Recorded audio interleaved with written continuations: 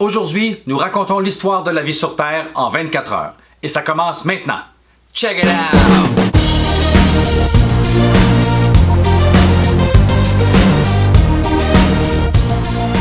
Pour plusieurs, l'histoire de la vie sur Terre est obscure.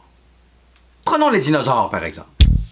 La plupart des gens les placent quelque part dans le passé et oublient que ceux-ci sont apparus seulement dans les derniers chapitres de l'histoire.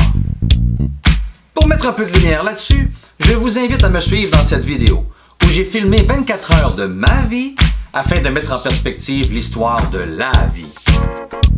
Notez que chaque seconde de cette journée représente environ 50 000 ans d'histoire.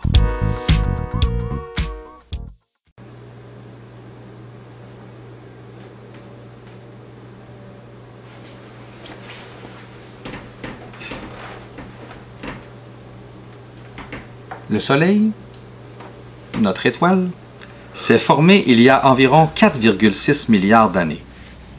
Au cours des quelques millions d'années qui ont suivi, plusieurs corps se formèrent par accrétion. La Terre, notre bonne vieille planète, s'est formée à ce moment. Mais plutôt que de dire Terre, nous devrions dire proto-Terre, car elle n'avait alors pas sa forme définitive. Mais la proto-Terre, ou Terre ancestrale, subira tout un choc dans peu de temps. En effet, une collision majeure avec une autre protoplanète est imminente.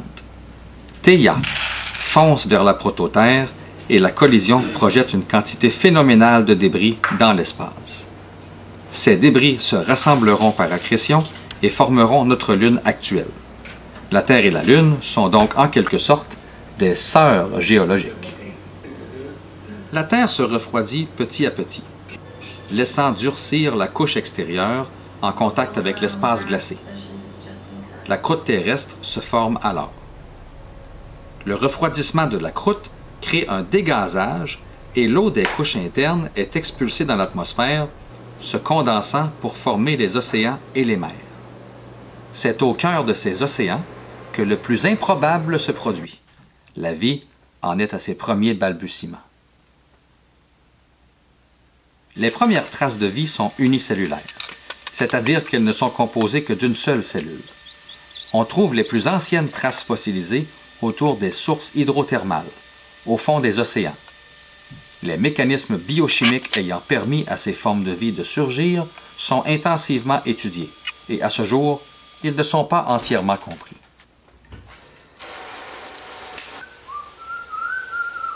Parmi les formes de vie microscopiques peuplant les mers, certaines maîtrisent maintenant la photosynthèse, c'est-à-dire qu'ils réalisent la production de matière organique à partir de l'énergie solaire. L'un des produits de cette réaction est le dioxygène, et celui-ci commence à s'accumuler dans l'atmosphère terrestre.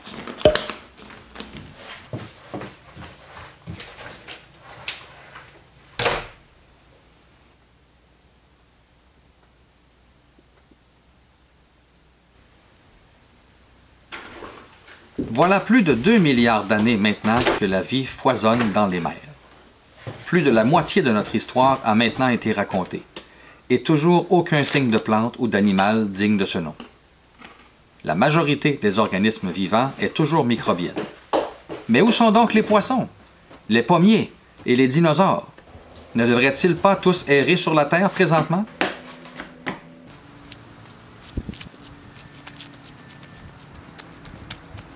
Il faudra s'armer de patience.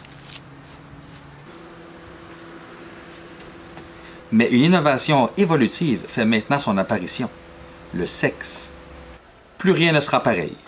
Les organismes vont mélanger et partager leurs gènes, créant une infinité de combinaisons sur lesquelles la sélection naturelle pourra travailler.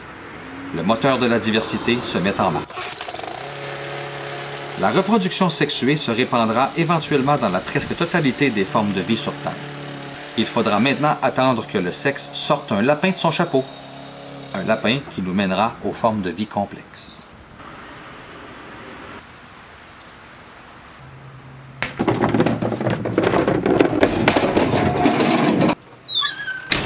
Après des millions de générations, les premières formes de vie complexes apparaissent.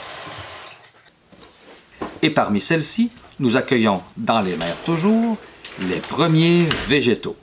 Ceux-ci utiliseront l'énergie solaire pour fabriquer des molécules organiques et croître. Bientôt, de nouvelles formes de vie viendront consommer ces végétaux. Nous sommes toujours en attente des premiers animaux.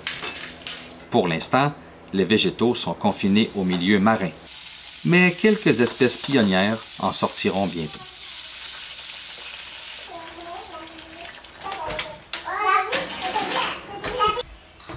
Il nous a fallu attendre la soirée pour voir apparaître les premiers animaux complexes, mais les voici enfin.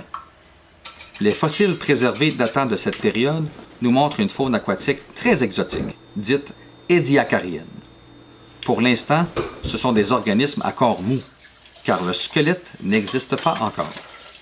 Si nombre de ces formes de vie nous semblent étranges, c'est parce que plusieurs de ces groupes de vivants entiers sont maintenant disparus. Mais nous pouvons peut-être reconnaître un lien de parenté avec certains cnidaires, comme la méduse par exemple. La faune édiacarienne peut être vue comme une première tentative évolutive des animaux pluricellulaires. Elle sera supplantée par une nouvelle vague d'animaux complexes apparaissant subitement dans les fossiles. Cette période, appelée Cambrien, voit naître la plupart des grands groupes du vivant connus à ce jour. Les yeux et les squelettes font leur apparition ici. Des espèces comme les trilobites et les anomalocaris, par exemple, peuplent les mers.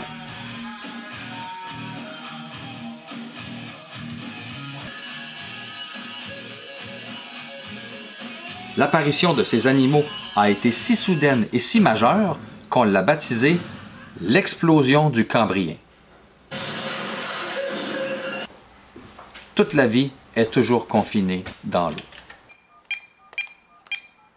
Bien que certains organismes unicellulaires se soient déjà aventurés hors de l'eau, les végétaux tentent maintenant leur chance. Ils peuplent d'abord le littoral avant de s'aventurer plus profondément dans les terres. Nos ancêtres tétrapodes, des animaux qui possèdent 4 membres, suivent les végétaux. Pour l'instant, les tétrapodes sont amphibiens ou essentiellement aquatiques. Bientôt, un groupe de tétrapodes développe une habileté révolutionnaire, celle de pondre des œufs sur Terre. Pour la première fois, des vertébrés tétrapodes peuvent s'affranchir de l'eau. Mais les réjouissances seront de courte durée, car une extinction massive, la plus grande de l'histoire de la Terre, approche. Des survivants, certains animaux évolueront pour former les grands groupes de dinosaures. Ceux-ci domineront la majorité des écosystèmes pendant plus de 100 millions d'années. Un scénario catastrophe se produit à nouveau, emportant la majorité des grands groupes de dinosaures. Parmi les survivants, de petits animaux jusque-là assez timides se mettent à envahir les écosystèmes laissés vacants par les dinosaures. C'est le début de la radiation mammalienne. Les ancêtres des baleines côtoient ceux des chevaux, puis viennent nos ancêtres grands singes, à plus grande capacité cérébrale. De ce groupe, quelques espèces s'adonnent à la bipédie. Certains commencent aussi à confectionner des outils pour répondre à leurs besoins. Les capacités cognitives de ces espèces s'améliorent jusqu'à l'apparition de nos ancêtres, les premiers Homo sapiens. Nous. Vous avez appris quelque chose? Songez à vous abonner pour ne rien manquer. Et sur ce, je vous dis à la prochaine!